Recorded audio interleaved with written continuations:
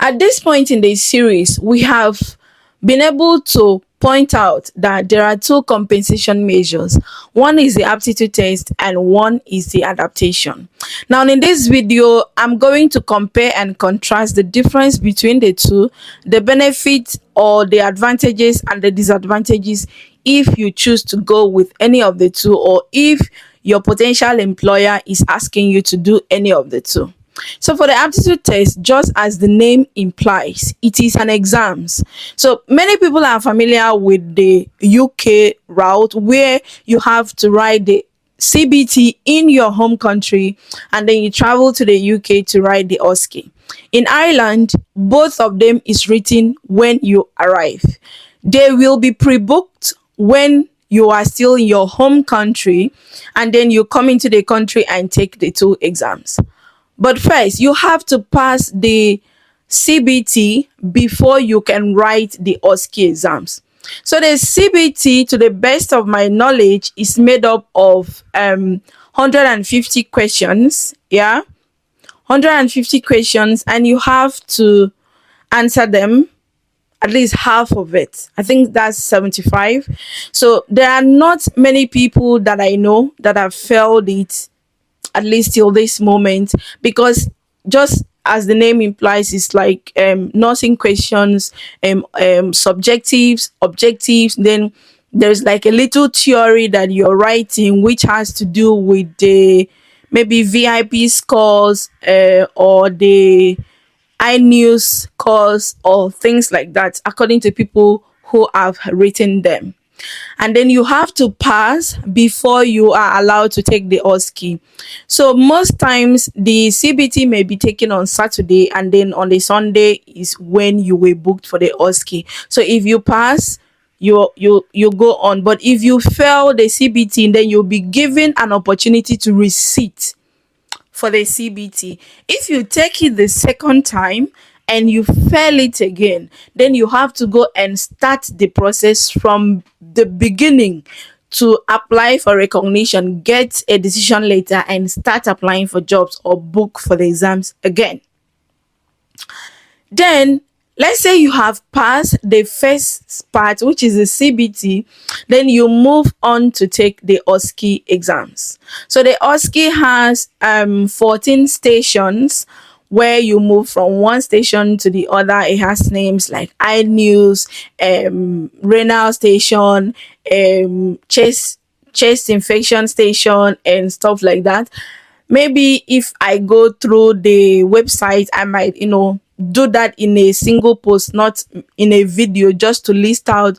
But till this moment, NMBI does not approve anyone doing like a videos or things like that to share it. Unlike you will see in the UK, if you search on YouTube, you're going to see many videos about the UK OSCE, but you won't see that with the NMBI OSCE because it is highly not allowed. Okay, so but that is just the nature of the exams in brief. So like the OSCE, especially the nursing students who are writing exams now, when you go in, you are given a scenario, assuming a patient was rushed in, a patient ring the call bell, calling you, complaining of chest pain. What are you supposed to do? So there will be a mannequin on the bed where the examiner is acting on behalf of the patient. So you're attending to the mannequin, or sometimes you're attending to a normal human being, just but you're not giving tablet like the normal person will swallow. No, it's just, this is what I'm going to do. So it's more of talking and demonstration with your hands only. So that is just how the overview of the exam is. So you have to pass the first part before you're allowed to take the second part. If you take the OSCE, let's say out of the 14 stations, and you fail 1 or 2 or 3 or 4, and then you are given a receipt, you are given the opportunity to receipt those stations that you failed, not the entire stations. So let's say you failed 5 or 7, you're going to receipt the 7, and if you make it the second time, then you've passed. You are just waiting to get the congratulatory message from NMBI. This exam is conducted by a different body. It's conducted by RCSI. That's why most times you will hear people say RCSI exam, not really like OSCE. RCSI stands for Royal College of Surgeons Ireland. Is a very big institution. They have different medical courses that they run here. So they are the ones that NMBI is give. There is also like a school of nursing with RCSI. So they are the ones that control the examination. So that's that for the exams. So for the adaptation, in brief, it's a period where you're going to be working directly under the supervision of a registered nurse for a minimum of 6 weeks and a maximum of 12 weeks. Recently, NMBI made an adjustment to how it should be done.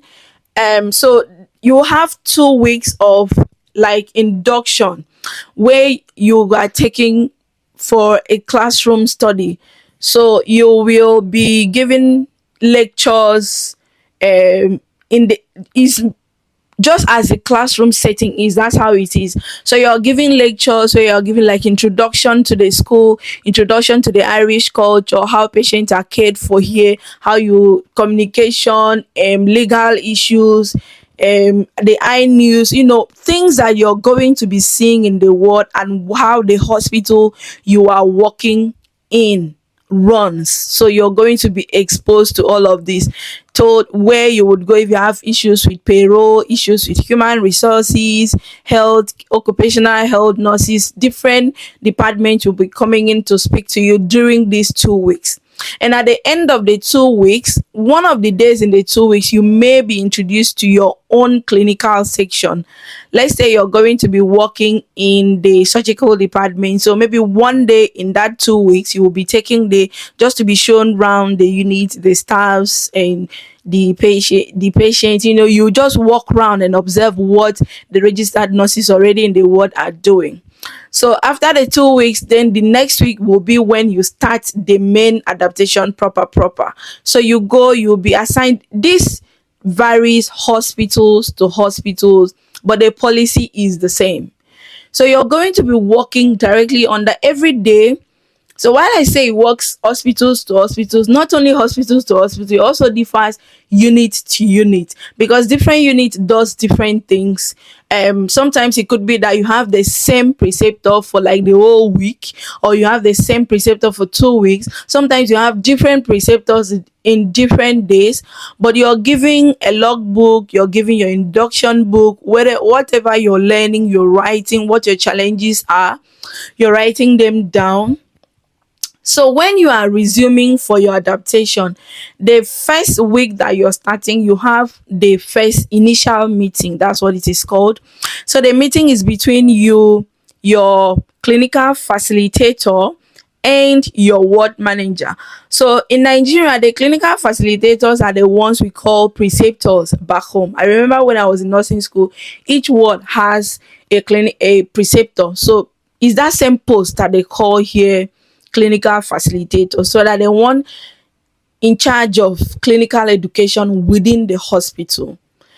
So you have the initial meeting where you will set up goals. In this week, what and what are you going to learn? Okay, I'm going to learn how to take patient vital signs, record them on the iNews form, escalate it when need be. I'm going to learn the names of the staffs, that is the registered nurses already in the ward, know my preceptor, know my manager, know the doctors, know the healthcare assistants working there. Majorly that first week is more of orientation to everything, the day-to-day duties of the unit. So that's what the initial meeting is going to be about. They write out these objectives, and then after about 2 weeks, you're going to have a intermediate meeting. So the intermediate meeting between you, your manager, and your clinical facilitators, they are going to be looking at what you have achieved so far. They are going to look at the previous objectives to see if you are able to know all those things. They will just ask you a few questions. Do you know the doctors now? You know the nurses. You know how the clinic or how the unit runs. You know what you should do if a patient has this, even when you've not done those things. But at least you know that if this should happen, this is what I should have done. Okay, so that's that for the a intermediate meeting. They'll also ask you of your challenges. Do you think you need any further assistance? Are you able to cope with the workload? Are you happy here? Do you need more assistance? Do you need a one-on-one? This is the time for you to voice out whatever thing you feel like. Don't hide it, because many people hold on to it within themselves. They feel like maybe if they say something, they are going to use it against them. No. And at the end of the day, you end up not meeting up with the target, and this is one of the things that lead to people failing the exams, the adaptation. So if you have any challenges, you say it, and they will look for how they can help you so that you cope. I can say it with more than 60% certainty that there is no hospital that will spend their money to employ you and then have the intention of failing you. It's not just financially wise, because no matter how we say we help, this is business. Hospital is business. No business person wants to spend and not earn from what they are spending. So that's the intermediate meeting. The next one will be your last meeting. So the last meeting is when they will come. By this time, you should already be familiar. You should already be working with less supervision. So they are going to look through. They ask the manager, how do you feel? Do you think she's okay for us to sign her off? If it is okay, this happens within the sixth week. So if they are happy that you are comfortable, you can work without supervision, they will sign you off. Otherwise, they might say, okay, this is what we need you to improve on, and we will add additional 1 week, or we'll add additional 2 weeks. So this now depends on your performance. They can just say, okay, you will be extended, but they don't mention the number of weeks, if depending on how your performance is. But in general, that is it. So you have the 3 meetings. At the end of the third meeting, it is decided if you are okay to work or not. So if they keep extending, and it gets to 12 weeks and you're still not able to function without supervision in the unit, then they are going to write on your eligibility report that you are not eligible to be registered, and sent to NMBI, and then they will now send you the unfortunate message that they cannot accept you. If you are not comfortable with the decision, you can appeal. You have the right to appeal. They will even attach all those things. Is there on the website. You can appeal and say, no, I did well, why am I doing this? Remember, your eligibility report, there's a place for you to sign that you have accepted, because they will explain why you cannot be signed off. And if you are also signed off, they will also explain why you can also be signed off, and you have to sign it yourself that you have accepted. So that's the overview of day 2. Now let's look at the a little bit advantage and disadvantage. The first advantage of the aptitude test is that it is fast. It makes the process very fast for you, because exams is just 2 days. So let's say you came into the country maybe 2 weeks to the exam, just for you to prepare, and then you take your CBT on Saturday, you pass, and then on Sunday you took your OSCE and you pass. Registration happens within 1 week. Before you know it, you got your PIN, and then you start working, you start earning as a registered nurse, and before you know it, your critical skills is applied, and bam bam bam, everything just moves faster. So within your first 3 months, you already be so relaxed, so already gliding through and mixing, and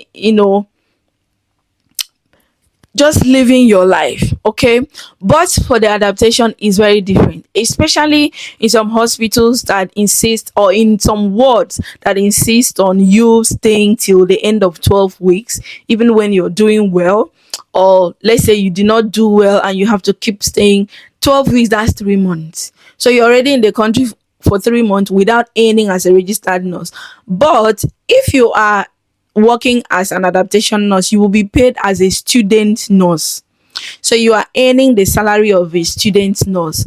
But somebody who is doing the exams is not earning all this period, a period of 4 weeks or 8 weeks, depending on how your process take. Or if you didn't make it, then you have to, because if you did not make it in the, maybe let's say you pass your CBT and you did not pass your OSCE, then you will have to wait for like 2 weeks to study, make sure that you are comfortable to take the receipt, and then you will take the receipt. So all this time you are not paid, you are in your house, you're on your own, depending on what your contract says.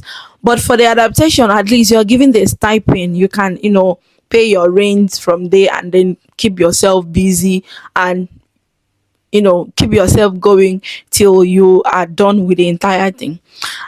The another advantage of the OSCE is that, okay, let's say, this one is just my opinion, okay. Let's say you take the OSCE the first time, you didn't make it. You take the second time, you didn't make it. It is faster for you to start the whole of procedure again. People do it.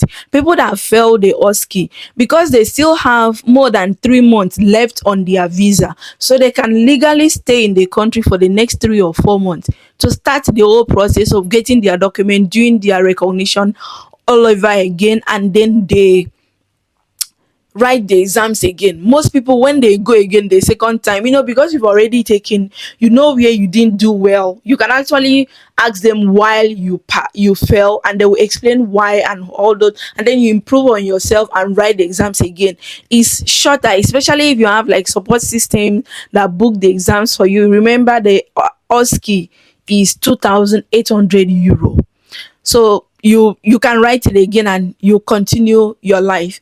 But if you were to do the adaptation, is very, very stressful. Let's say you're already in the country for 3 months, you have just 6 months, with that your initial visa and what the immigration people will give you when you arrive on your residence permit. You have 6 months, so you already spent 3 months, or 3 months going to 4 months. Okay, let's say 12 weeks added with, that's 3 months already gone, and then you have to start the exams again. And if you did not even prepare yourself that you were going to pass, maybe the stipend they were giving you, you started buying things and spending your money. Now you're looking for people to borrow. Before you know it, time is against you. And if you have problem with your license verification, maybe you've registered in more than one nursing board and one of them is taking time, or your license has expired back home and you need to, all those things takes time. But for the people that are writing the exams, if anything happens and they fail, it is easier for them to start and still remain in the country, get their pin, and then start applying for a job all over again. So that's like the major challenge there. So, but for the adaptation, the good thing about adaptation is that you are already in the system. So it's like when you are a student nurse back home, you are allowed to make mistakes because someone is watching your back. You're allowed to make mistakes. You're allowed to ask so many questions. You're allowed to behave like a novice. So by the time you have your pin, you're already grounded. You've seen many things, you're grounded. But if you are taking the exams, you are not yet in the world, you're still in the outside, doing the exam. By the time you're finished and you are moving into the world, that first few weeks may be challenging because you still need to do like an induction, working with people to get to know the world, because even when you're a registered nurse back home, things are different. So those are the ones I can think of off my head, that they are the benefits and the disadvantages of each of the methods. But however, both of them get you to become registered nurse here in Ireland. If you have watched up to this time and you have not yet liked the video, please tell me why. Help me like the video, drop comments in the comment section, share it so that many people will come to know all of this. And thanks for watching. I will see you in my next video.